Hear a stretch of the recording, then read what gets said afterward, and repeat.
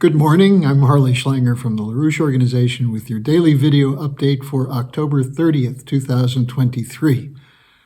There have been some extraordinary events occurring at a very fast pace over the last couple of days, and I'm going to bring you up to date on them in the update today, as well as a picture of what could happen, how we could turn this situation around completely from a possibility of World War III to a possible outbreak of peace and development throughout the world.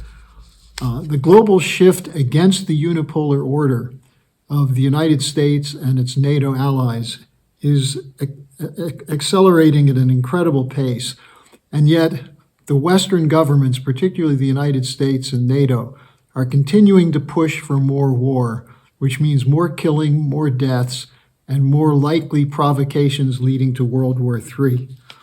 The center of this shift, the visible center, was the vote in the United Nations General Assembly on Friday, where they decisively passed a resolution for a ceasefire in Gaza. Now, this occurred after 2 times the UN Security Council tried to pass a ceasefire resolution, and both times the United States vetoed it. This time, since there's no veto at the UN General Assembly, the resolution was put forward, and it passed with 120 votes. That's 120 UN member nations voted for it. Only 14 voted against it. Shamefully, one of those was the United States. And there were 45 abstentions. Now, the resolution calls for an immediate, durable, and sustained humanitarian truce in Gaza, which includes the release of hostages, work toward a ceasefire, a permanent ceasefire, and condemns all acts of violence aimed at Palestinians and Israeli civilians. There were 2 days of debates, intense, impassioned discussion back and forth. The resolution was introduced by Jordan and had the support of virtually every one of Israel's Arab neighbors, and it had 50 co-sponsors. Now, this is a significant shift to have this big a vote, which against a war being waged by Israel, which, by the way, later that day launched the ground invasion, but launched by Israel with full support of the United States and at least expressed support from most NATO members. Now, the Biden administration not only was one of the 14 votes against it, but Biden still came out and said he has full support for Israel. He's pushing for a $14.5 billion package of military aid to Israel, linking it with $60 billion for Ukraine. The U.S. is issuing warnings to Iran. That is, the official government is warning Iran to stay out. But you have imbecilic warhawk lunatics like Lindsey Graham went to Jerusalem and called for the West to target Iran's oil facilities, hit them hard. Nikki Haley said we should flatten Iran. You have members of both parties pushing the idea that somehow you can bring peace to the Middle East by launching a full-scale war against Iran. And the U.S. military is hitting what they're calling Iranian proxy militaries in Syria and Lebanon. Now, meanwhile, Netanyahu is moving into deeper and deeper trouble. He did say that there would be a full investigation into what happened, how Israel was surprised. But there's tremendous anger in Israel over the fact that the Israeli military and secret services were caught off guard by the October 7th raid. So what does Netanyahu do? Well, he deflects the blame from himself. He said on Saturday he was not to blame for Israel being caught off guard. He posted on Twitter, quote, "Under no circumstances and at no stage was Prime Minister Netanyahu warned of war intentions on the part of Hamas." He went on to say that the, quote, "entire security echelon, including the head of military intelligence and the head of Shin Bet, were saying that Hamas was deterred and was seeking an arrangement." He then went on to say He said this repeatedly, right? And he said that this was the situation right up to the outbreak of the war. Now, there's an immediate backlash coming from both the military, from the intelligence circles. Benny Gantz, who crossed the aisle in the Knesset to join a unity government with Netanyahu, came out and attacked his statement. The opposition leader Yair Lapid said Netanyahu has crossed a red line. There were demands that he take down the post, and shockingly, Netanyahu did. He took down the post and replaced it with a new post which said, "I was wrong," and he apologized. Now, meanwhile, what did he do? He did send the troops, at least on the beginning of a limited ground invasion into Gaza, while the Israeli Air Force was continuing to pound civilian positions. Now, it's worth noting that the very astute and well-informed military commentator, retired Colonel Douglas Macgregor, had the following to say about the situation in Gaza. Macgregor said, "We must protect Israel from itself. Mr. Netanyahu is on the path to Armageddon." And I think this is a very apt assessment on his part.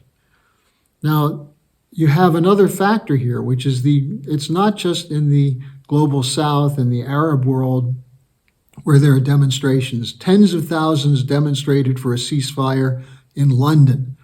Thousands stormed Grand Central Station in New York City demanding a ceasefire.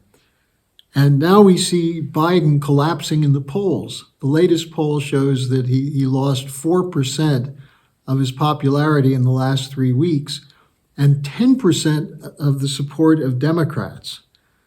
Now, in the midst of this, we have a very interesting turnabout from National Security Advisor Jake Sullivan. Is it damage control? Is it a change in policy? He was on ABC News on Sunday morning, and while he defended Israel's right to security, its right to defend itself, he then commented on what he described as the deaths of thousands of Palestinians, including more than 3,300 children. This came right after Biden said, "We don't trust the Palestinian figures." But Sullivan apparently does trust the figures, and various organizations that have checked the figures coming from the Gaza Health Ministry have said that they are accurate. Well, what Sullivan said is this is, quote, "an absolute tragedy." And he added that these people did not deserve to die, referring to the Palestinians. Now, if he's serious, and Biden does wish to limit the humanitarian damage, then what should they do? Well, the Schiller Institute has put out a resolution as a petition that we're circulating widely. And we really need to have your voice included in this. It calls for 3 points. One is the end of the forced migration in Gaza, that is the migration from the north to the south, and the attempt to push as many Palestinians as possible out of Gaza completely into Egypt, which the Egyptians will not allow. In fact, the Egyptian foreign minister made a very passionate statement where he said, "We wish to help, but in Europe, if you get a boatload of 180 immigrants, you go crazy.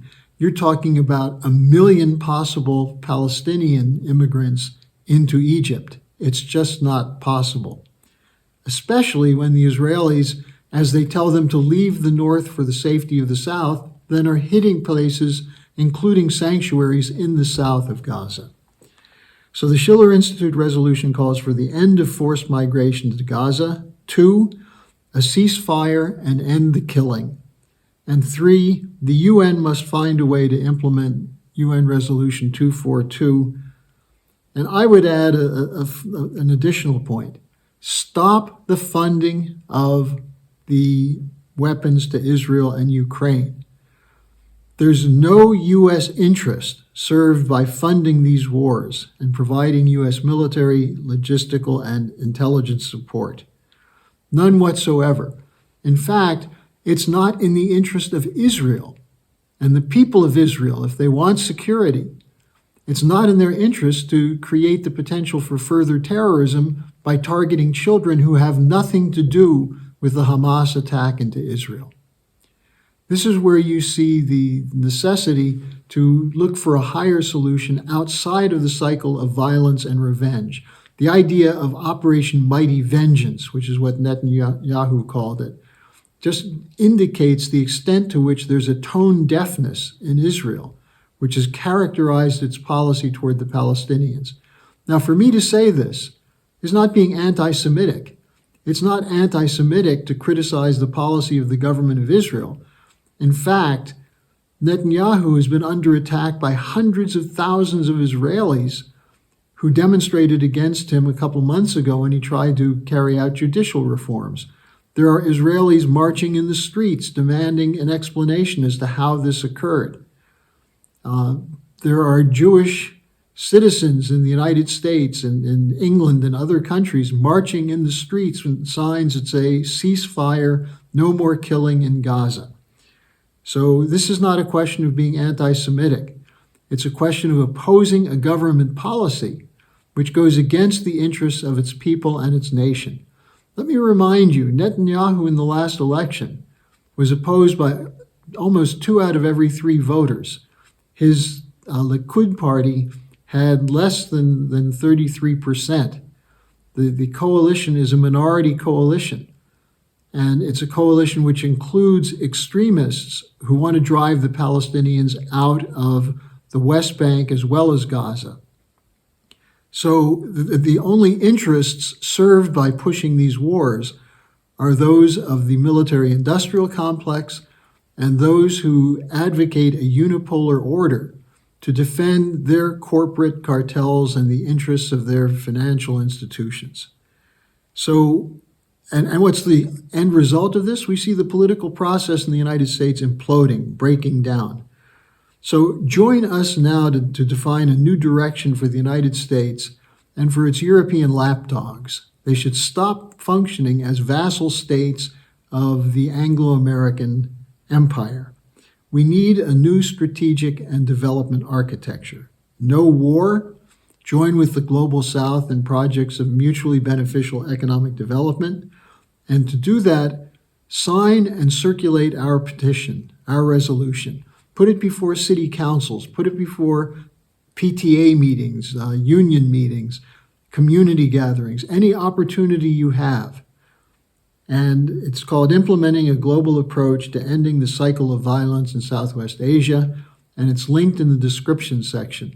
This is the moment in history where everything can change, can be turned upside down, depending on the resolve and the will of the good people of the world who have been beaten into submission by censorship, by lies, by corrupt politicians who don't listen to you, by the 2 parties in the United States, the party systems in the United Kingdom and France and Germany. They're all cracking up.